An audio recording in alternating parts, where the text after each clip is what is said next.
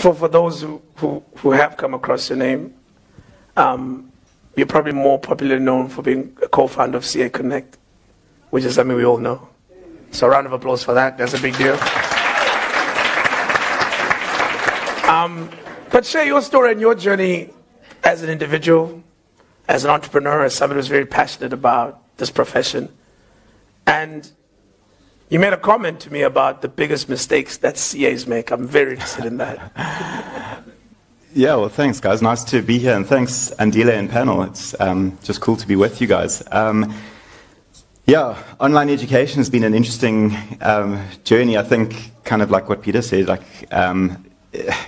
it started off as kind of online education, like, is that a real thing? And then COVID hit, and it was like, okay, how do we be excellent at a core competence of online education? And I think that the essence of that was like, how do you really develop relationships and connect with people in COVID, online, in this weird abstract cloud thing that we're in? And I think that was really the challenge, to do that not as kind of this emergency education thing, but how to do that well. And I think that the interesting thing about this, I mean, I suppose as a CA / an entrepreneur / an educator, is it's this weird mix of science and art, and like, how do you put all these things together? And I think that maybe goes to this evening's topic of kind of leading with empathy, and talking about these aspects that I suppose we don't learn in university about being a CA. Like, I don't know how many curricula around the country include these types of conversations. And I think that was the starting point in terms of how do we do online education well, create effective communities, connect with people, was, I suppose, as a starting point, how do we have a discussion and connect with people? How do we create a safe space? How do we put out a message, for example, that as a lecturer, as a person facilitating education, that I'm not perfect? And I suppose one of the risks we have almost as a panel up here is to be projecting some kind of message of perfection.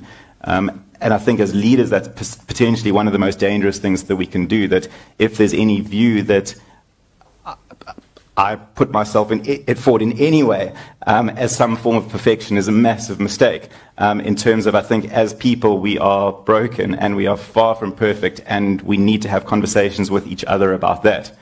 And I think that's where a lot of the platform for strong leadership, and it's not even leadership in business, this is about life. And this is how we create support structures and safety, and I think foundations for effective progress. And a lot of the starting points in my life, in my business, in the work I do, is to say, hi, I'm Gareth, and I'm not perfect. And let's have a chat about that. Yeah. And I think that's an interesting conversation, because that opens up a lot of interesting discussion about how we progress. I'm interested in what it must have taken to build CA Connect and get it CICA accredited. I read somewhere that you were, I don't know if you still are, the only online CICA accredited CTA course in South Africa. I mean, that's mind-blowing. What was that like? Yeah, I mean, I think it starts with a lot of naivety. and to believe you can. Just silly stuff, man. It's like, and I think, Andile, maybe I didn't answer your original question of like, kind of what's the biggest mistake that CAs make? And I suppose possibly not a risk in the context of the top 35, because there's people doing amazing things. But I suppose the consistent message I hear from students on the program that we run is that they become CAs for job security. They become CAs because they want financial safety. And I suppose the thing that I think about is, why are we thinking so small? And in the world that we live in, where we need to adapt, the biggest risk we can take is not taking risks. And as I think,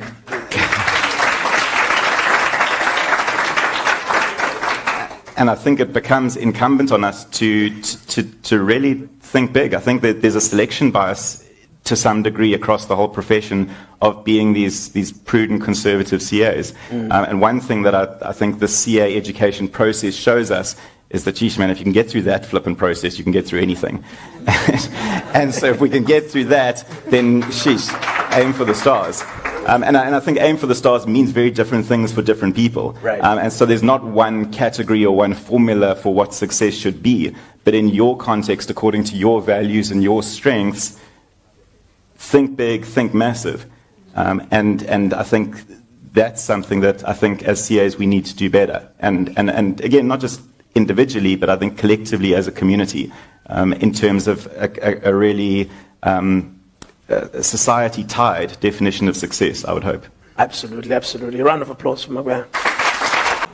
Gareth, I'm interested in your views on this issue of leadership or leading with empathy. And maybe an additional question around everybody talking about engage the people, understand where they're at. This man was talking about, don't just say, are you open, find out where they're at. There's also this fear that you can get too close. And maybe so close that the relationship between the leadership and the team blurs. And other people are nervous about that blur. Other people are very comfortable with the blur. But most leaders are very nervous about the blur. What's your take? I'll answer it in a slightly different way. Using the analogy, something that's fascinating to me about online education, I'm going to answer it through that lens and then circle back around to the leadership aspect. When you engage in online activities, you leave a trail of data. Much like everyone's concerned about Facebook and how they're tracking everything we do, and like they know what we do, and therefore they can predict what we're going to do and therefore unduly influence us. One of the most fascinating things about online education is people leave a trail in their learning, and if you can analyze that trail of data appropriately, you can predict their future, and you can predict their behavior, and you can influence their behavior. But hopefully in a healthy way, not necessarily like I was about to say, you just scared me. But what you can do that's amazing about that trail of data is that once you recognize patterns of success, you are able to proactively reach out to someone before they know they need help. From a student perspective in online education, and we can say, you may feel okay, but based on the fact that you've done X, Y, and Z, your trajectory is going in this direction, and let's have that conversation. And that's fascinating on online education, and we put a lot of data analytics and effort into the psychological aspects of that.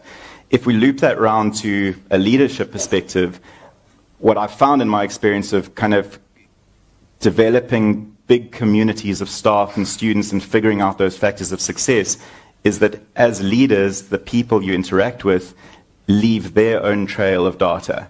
And it might not be insofar as I can track your specific online activity, but in your facial expressions, in, as we said, how you say hello to me, in the tone of your response, in the patterns of your behavior, in how you work. And as a leader, you can spot those patterns, and rather than just being reactive and saying, reach out to me if you need help, we can proactively read into that and actively address that. And when you extrapolate that onto an even bigger scale, you use that to say, how can we create large-scale communities that set people up at a large scale for success and give them the ingredients they need, even potentially before they know they need it. And that's really active, proactive, big-scale community fostering, which for me, I mean, in terms of if I look at my almost definitions of success in my career and what I look to do, I look at how can I foster, create, and curate very healthy, large-scale communities where we can work together and work healthily. And that goes to staff, that goes to students, and there's just interesting emotional data trails that we lead. And the better we can understand that, we can set up these communities for massive success. And that's been fascinating to me. You referenced the Facebook example. That's a digital way, a reference rather to my question about being too close. Because you see, if I am a student and I leave that trail, you can use it positively. But the fact that you've got the data, and which is why people are unhappy with Facebook, is the concern that you may not use it productively. Similarly, in the workplace, you may come to me, Spies, and talk to me and spend the 5 minutes in the coffee and you know a bit more. But I, as the employee, or as part of the team, may be a little reluctant, Peter, to tell you as much as I probably should, for me to leave that trail, for you to be able to be proactive to me. So what I do, I shut down, I don't tell you. So how do we bridge that gap? How do we make that okay, as technology makes it okay for me to leave a trail? Well, now I think that goes to incentives, because I suppose the main concern with Facebook is what is Facebook's incentive for the data? And if we've got misaligned incentives in terms of rigging an election for some for-profit objective, then that's questionable. I suppose I hope in the context of take it back to education, that it's in the interest, I mean, there's no other real use for the data than how can we develop healthy behavior and healthy communities.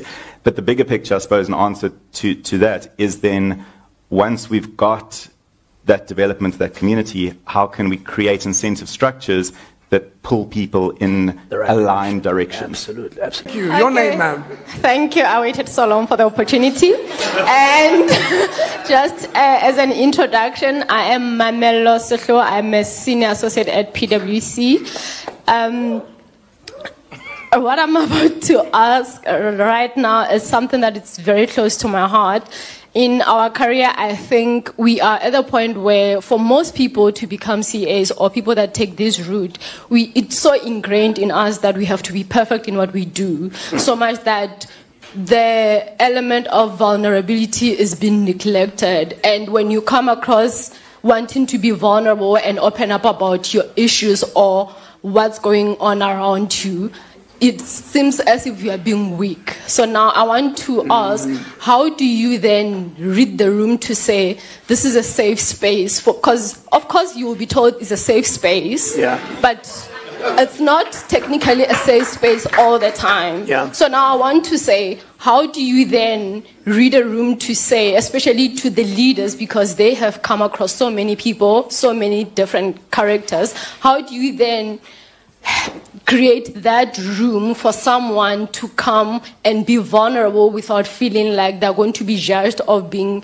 weak, and also make an allowance that they are in the learning and growing phase, so therefore they are bound to make mistakes, they're bound to break down, and the culture that has been instilled that you are going to be a CA, you have to be perfect, you have to have it all together. Like, how do you create that vulnerability environment? And again, before I hand over to the panel, I'm going to remind you what Gareth said about that perfection and about that expectation and about what CAs do wrong. We're not Deputy Jesuses. You are not perfect. We are not perfect. Nobody is. So I think the first step is to also deal with your own processing of that expectation. Does that make sense? Like how you receive it. Because if you're walking into this conversation with the feeling and the belief that you think people expect me to be perfect, it's going to be very hard for you to deal with almost anything. Because you're carrying it. So you got to let that go. That expectation to be perfect must not be part of you. And if anybody asks you to be perfect, you must tell them the wrong address. There's no perfect here. You know? But of course, I'm just a facilitator. Gareth, please lead us, brother. I really love the question. It's such an authentic, real question. And I think there's very practical tools that as leaders and organizations we can do. One of the things that we're doing at Milpark CA Connect at the moment is we've tried to create a language within the company of staff just to say, it is acceptable in a meeting or any interaction to say, right now I don't feel safe. And that triggers an understanding within the culture of the firm that is firstly an acceptable thing to say. And then we talk about what I don't feel safe means. And one of the things we're doing collectively as an organization is we're reading a book. There's a book called The Culture Code by Dan Coyle, and he speaks about creating safety, sharing vulnerability, and then building towards purpose. And as collectives, I think we need to grow in our understandings of this. And through that, we create shared language and shared understandings, and it gives us license to be who we need to be in those appropriate spaces. And I think if we can't do that, then I think those are received in difficult ways. Because I think we come into these things with us, our baggage, who we are. Yeah. And I think part of growing in leadership and empathy is understanding that, not just individually, Yeah. but in big scale communities, figuring out ways that we can grow collectively I in love those that. ways. Gareth, because I'm in school. What are some of the best ways you found that help students get over the last few months of CTA? Because the beginning is tough, but the hardest part is the end and then the ITC. Those are my two questions. Getting onto the CTA question, I suppose what I'd almost add to that, I think one of the most useful things I heard also, I suppose coming from this as a father of two kids and a wife and a family man as well, is that our careers are a function of everything that goes around our careers. And it would be naive to think of how can I be the best at my career without thinking about life and family and almost the EQ and empathy that one gains from that can be transposed into a professional life. And I think if you can think of that as a key factor for success, then the question is, the question almost stops existing of like, how do I do this work-life balance? It's these are necessary components to an effective value-adding life in terms of my definition of success, and therefore we just have to do it.